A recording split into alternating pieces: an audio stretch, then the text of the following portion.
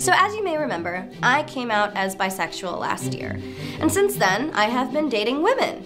And what I found very fascinating is that the more I date women, the more I find myself understanding heterosexual men. Maintenant qu'elle n'est plus la cible de la générosité masculine, mais qu'elle doit elle-même faire face directement aux revendications des femmes, toute sa vision du monde change. L'obsession de la femme moderne pour le contrôle émotionnel, financier et même psychologique est totalement incompatible avec l'énergie masculine. On ne peut pas rabaisser un homme, ne pas respecter ses limites et ensuite s'attendre à ce qu'il dirige, à ce qu'il subvienne à ses besoins tel un roi. Bienvenue encore dans l'univers masculin du dating game où les signaux ne sont pas clairs, les attentes sont manipulées et être utilisé pour un repas gratuit n'est qu'un dimanche parmi tant d'autres. Alors les gars, je vous ai déniché une pépite. Non, je nous ai déniché une pépite aujourd'hui. Préparez-vous un petit peu à vous détendre, à rigoler, mais pas que, parce qu'il y a un message profond tout de même derrière cette vidéo. Parce qu'à la fin, je suis sûre que vous en repartirez avec un sentiment de satisfaction quand même. En tout cas pour moi, honnêtement, tomber sur cette vidéo et la faire était plutôt satisfaisant. J'aime tomber sur des femmes qui réalisent à quel point c'est dur d'être un homme, c'est compliqué d'avoir des relations saines avec des femmes et qui justement, après avoir expérimenté pendant un laps de temps vos réalités à vous, messieurs, elles comprennent que les hommes ont toujours vécu la vie en mode hardcore. Donc dans cette vidéo, on va écouter une femme qui tombe des nues après avoir pris la décision de date des femmes. Oui, vous avez très bien entendu. Elle se rend compte donc, après cette décision, d'à quel point les hommes souffrent et subissent dans l'univers du dating game. Prenez des pop-corn, une boisson rafraîchissante, mais surtout regardez la vidéo jusqu'à la fin parce que j'ai une annonce à faire. Et aussi, n'hésitez pas à liker la vidéo si le contenu vous plaît, à vous abonner, c'est totalement gratuit et ça m'aide énormément. Ici, on parle sans tabou de sujets qui dérangent. Alors, je n'en dis pas plus, bon visionnage. So as you may remember, I came out as bisexual last year, and since then, I have been dating women. And what I found very fascinating is that the more I date women, the more I find myself understanding heterosexual men. Let me explain. Exhibit A. I was on a first date with a girl, who asked me out, by the way, this is relevant, because when the check came, she never once made a move to pay. Not even like the fake, let me reach for my purse move. And though I don't mind paying on a date, part of me felt like, you know, the offer would have been nice. I was also a little taken aback that she didn't even say thank you. And I never heard from her again. It really made me feel like she just asked me out so she could have a free dinner. And the moment I thought that, I was like, oh my God, I sound like all of my guy friends right now. And my argument against why guys should pay for dates has always been like, look, girls take hours to get ready. Our investment is looking really nice for you. Makeup, clothes, that costs money too. But we were both girls in this situation. We both took hours to get ready, so I definitely felt slighted. Exhibit B. On another date, I went back to a girl's house and I ended up making friends with her cat. And she said, wow, my cat never likes anyone. I better go out and buy a wedding dress. And again, I felt like I got some serious perspective. I have been guilty of making these kinds of jokes on dates with men. I never really thought anything of it. I was just being silly. But then when I was on the receiving end of it, I suddenly understood the panic. C'est toujours amusant lorsque les femmes ont un aperçu de leur propre comportement et agissent comme si elles avaient découvert une nouvelle espèce. Cette femme révèle sa bisexualité, sort avec des femmes pour la première fois et est soudainement choquée de réaliser que les revendications, l'ingratitude et les comportements manipulateurs que les hommes dénoncent depuis des années existent bel et bien. La même femme qui défendait autrefois le comportement féminin en disant « nous passons des heures à nous maquiller, à nous préparer » est maintenant stupéfaite lorsqu'une autre femme ne fait même pas semblant de prendre l'addition ou alors de dire « merci » après avoir été invité à un rendez-vous. Bienvenue dans l'univers masculin où l'effort est attendu, l'appréciation est rare et être utilisé pour un repas gratuit n'est qu'un dimanche parmi tant d'autres. L'ironie est presque trop parfaite. Elle avoue être prise au dépourvu par ses comportements, ceux-là même dont les hommes se plaignent et sont ridiculisés, attention, à cause de leurs plaintes. Maintenant qu'elle n'est plus la cible de la générosité masculine, mais qu'elle doit elle-même faire face directement aux revendications des femmes,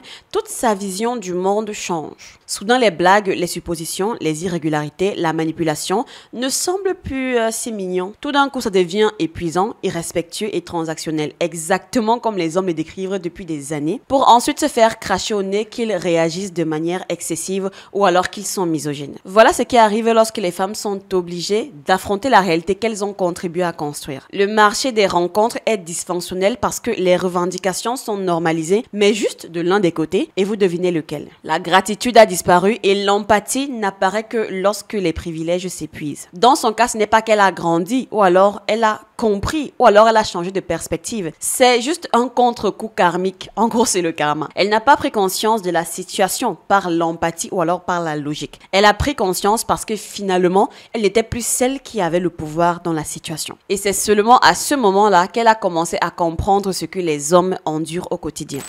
And finally, Exhibit C. One girl invited me back into her house, and her specific words were, "Do you want to come in and make out?" Obviously, I'm like, yeah, you're really pretty. I want to press my face to yours. But then when we got there, we both just sat on the couch and she talked till like 3 a.m. And I was like, yo girl, I gotta wake up at like 6 a.m. I was told there would be kisses here. There are no kisses. And like, look, I don't want to sound like an asshole. Like, I don't mind talking. I love talking. But she could have said, do you want to come in and just talk? And I would have had totally different expectations for the evening. You know, finally I started falling asleep and I was like, hey, I gotta go. And I gave her one kiss and left. And I felt sad that the amount of kisses promised did not equal the amount of kisses delivered. And once again, I felt like a dude who was upset that I did not receive the expected physical kisses I was promised. And I wanted to talk about this because I felt like this has really been expanding my perspective when it comes to dating. I finally understand a lot of the complaints my male friends have about dating that I admit I would usually dismiss. But now I really get it when they say, dating is just so expensive, man. Sometimes I feel like a girl doesn't even like me for me. She just wants like a boyfriend. I wish it were more socially expected to go Dutch on the first few dates, but you're like a jerk if you even suggest it. Voilà un autre exemple frappant de ce qui se passe lorsque les femmes doivent vivre sans le privilège automatique de se faire courir après. Elle se fait inviter avec une offre claire, veux-tu entrer pour qu'on se fasse des câlins, pour qu'on s'embrasse, en gros vous comprenez, mais se retrouve ensuite dans une séance de thérapie marathon jusqu'à 3 heures du matin avec zéro intimité, aucune récompense et une sensation d'être tombée dans un piège où on lui a drainé son énergie. Bienvenue encore dans l'univers masculin du dating game où les signaux ne sont pas clairs, les attentes sont manipulées et votre temps est traité, monsieur, comme s'il ne valait rien. Elle dit qu'elle ne veut pas passer pour une connasse, mais il s'avère que recevoir des signaux contradictoires et gaspiller de l'énergie n'est pas agréable. C'est épuisant, n'est-ce pas? À qui le dit-elle? Le niveau de suffisance de la femme avec qui elle était en date est le reflet de ce à quoi les hommes sont constamment confrontés. Les femmes font des promesses excessives et ne tiennent pas leurs promesses et utilisent le flirt comme moyen de pression sans aucune intention en fait de tenir leurs promesses. Et quand ça ne se passe pas comme prévu, le gars est censé simplement sourire, être patient et faire comme s'il n'avait pas été roulé dans de la farine. Maintenant qu'elle se retrouve de l'autre côté de la barrière, dans la même situation, privée d'honnêteté, de clarté ou de réciprocité, elle réalise enfin que les rencontres ne sont pas justes lorsque vous n'êtes pas celui qui a tout le pouvoir. Waouh! Elle admet qu'elle se sentait littéralement comme un mec parce que la réalité de la fausse publicité dans le monde des rencontres l'a finalement en fait frappé en plein visage. Et ce qui est encore plus révélateur, c'est que cette révélation n'est arrivée que lorsque les rôles ont été inversés encore une fois. Elle ignore pendant des années les plaintes des hommes selon lesquelles les rencontres amoureuses ça coûte de l'argent, que les femmes attendent des efforts sans aucun retour émotionnel, que suggérer de partager l'addition, c'est paraître comme un homme radin, surtout pauvre, alors que c'est elle qui exige le 50-50. En fait, il va falloir vous décider à un moment donné. Mais maintenant, elle comprend. Non pas parce qu'elle écoutait, non pas parce qu'elle respectait les expériences des hommes, mais parce qu'elle a fini par le ressentir elle-même. Comme quoi, il faut se glisser dans la peau des autres pour comprendre leur réalité. Et encore une fois, dans son cas, ce n'est pas une sorte de croissance ou alors de prise de conscience avec empathie. C'est un réveil brutal. Et à ce niveau, dans son discours, j'aimerais faire une petite rectification. Lorsqu'elle dit qu'après avoir fait cette expérience de lesbianisme, etc., qu'elle commence à comprendre vraiment ce que les hommes ressentent quand ils expliquent en fait le mal-être qu'ils vivent et ressentent dans les relations en général et dans la vie réelle. Bon,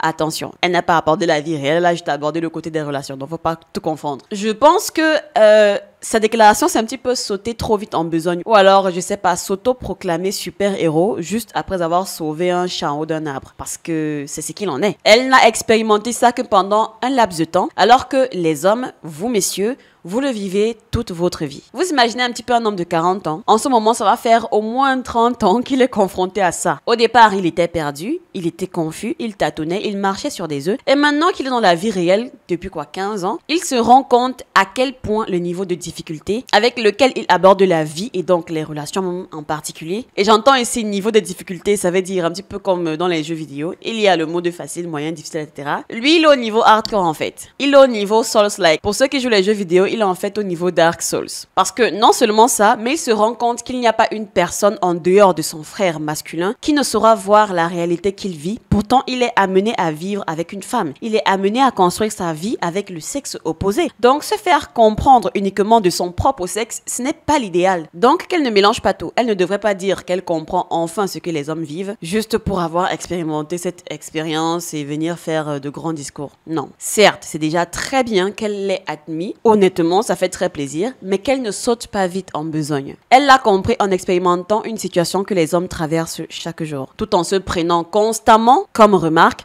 qu'ils devraient arrêter de se plaindre. Et tout ça parce que women think the relationship is all about them. They do. Everything is centered around what she wants.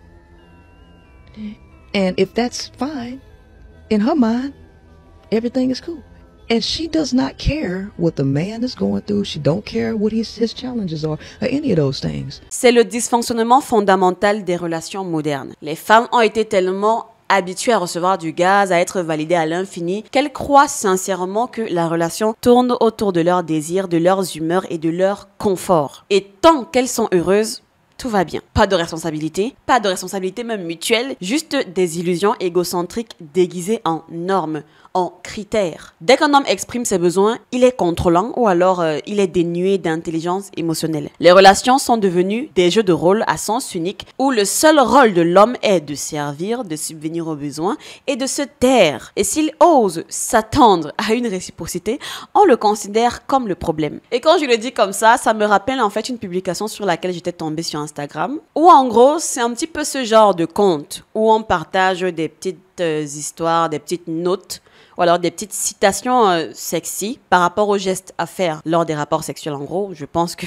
c'est mieux si je résume ça comme ça. Et puis, le texte était orienté du point de vue d'un homme. Et je ne vais pas vous mentir que le texte était très sexy. Vraiment, c'était très intéressant, c'était très sensuel. Bref, c'était très intéressant. Mais il fallait voir en fait dans les commentaires des femmes qui disaient ouais, mais non, ça a été écrit pour faire plaisir aux hommes. En réalité, les femmes n'aiment pas ça, etc. Et à moi de répondre en commentaire en disant que quand il s'agit de dark romance ou alors même de mêmes contes qui font exactement le même contenu juste orienté pour les femmes, toutes ces fantaisies et consorts féminines là, quand les hommes les lisent, ils sont en mode ouais, c'est un petit peu bizarre ce que vous nous demandez de faire, mais bon, ça peut vous faire plaisir, why not? Mais tout d'un coup, quand c'est un homme qui met sur la table aussi ce qu'il aimerait ou alors ce qu'il désire secrètement qu'une femme lui fasse, ça devient que c'est un homme égoïste, etc., etc. Voilà où nous en sommes. Les critiques constantes, le contrôle et la fermeture émotionnelle sont exactement la façon dont les femmes tuent la masculinité d'un homme et lui reprochent ensuite de ne pas être assez viril. Les femmes d'aujourd'hui traitent leurs partenaires comme des projets à rénover, pas comme des hommes. Elles essayent de les modeler, de les corriger et de les harceler pour qu'ils correspondent à leur idéal fantasmagorique, on précise, sans leur offrir la douceur, la vulnérabilité ou le respect qui nourrissent l'attirance masculine. Parce que ça aurait été même intéressant si, ok, elles ont des critères, elles exigent ces critères,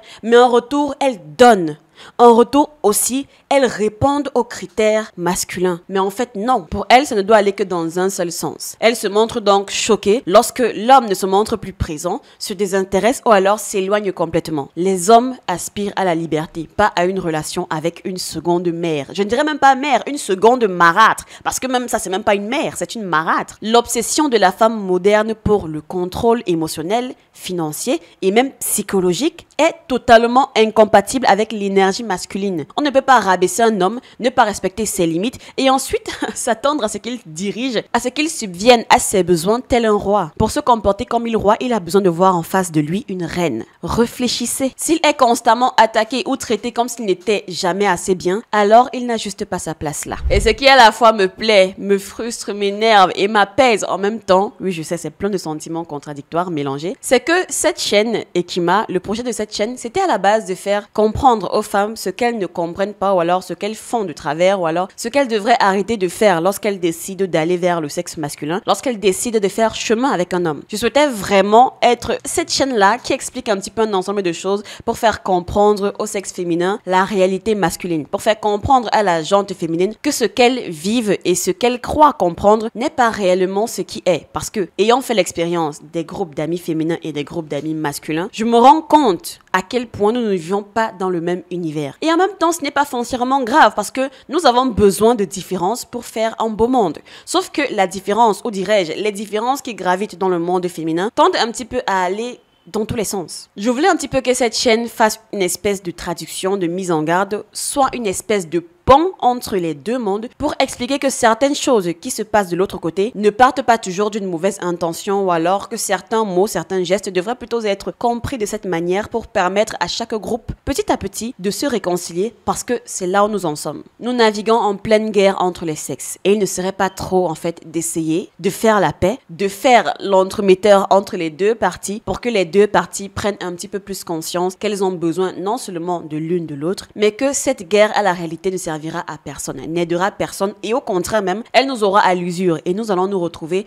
dans une situation bien merdique si les choses ne changent pas. Déjà qu'elle est merdique en ce moment, je n'imagine même pas dans 20, 10 ans même je dirais. Et maintenant même quand j'en parle, ça me fait encore penser aux commentaires que j'ai reçus sous ma précédente vidéo d'un monsieur qui dans une discussion avec sa compagne lui a expliqué un certain nombre de choses, mais elle n'avait pas saisi en fait ce qu'il était en train d'expliquer et lui a fait comprendre que son propos tendait à être misogyne si je ne me trompe pas. Mais une fois qu'il lui a montré en fait un extrait en particulier de ma précédente vidéo, elle s'est remise en question et elle a compris le problème sous-jacent et elle s'est dit, c'est vrai, je comprends, maintenant ça fait sens. Et moi honnêtement, ce genre de témoignage, ça me fait tellement plaisir parce que c'est ça que je veux, c'est mon objectif. Pour ceux qui ont joué au dernier Spider-Man, vous voyez un petit peu quand Miles Morales, à la fin du jeu, réussit à convertir un de ses ennemis en allié, je me rappelle plus trop de son nom, bref, je mettrai son image. Peter Parker lui dit que tu as réussi là où moi j'ai échoué. Tu as réussi à faire quelque chose que je souhaitais vraiment faire du plus profond de mon âme. Convertir un méchant en gentil. Attention, pas pour dire que sa femme était une méchante et puis elle est devenue gentille. Non, non, non. Cet extrait, c'est juste un parallèle pour vous faire dire que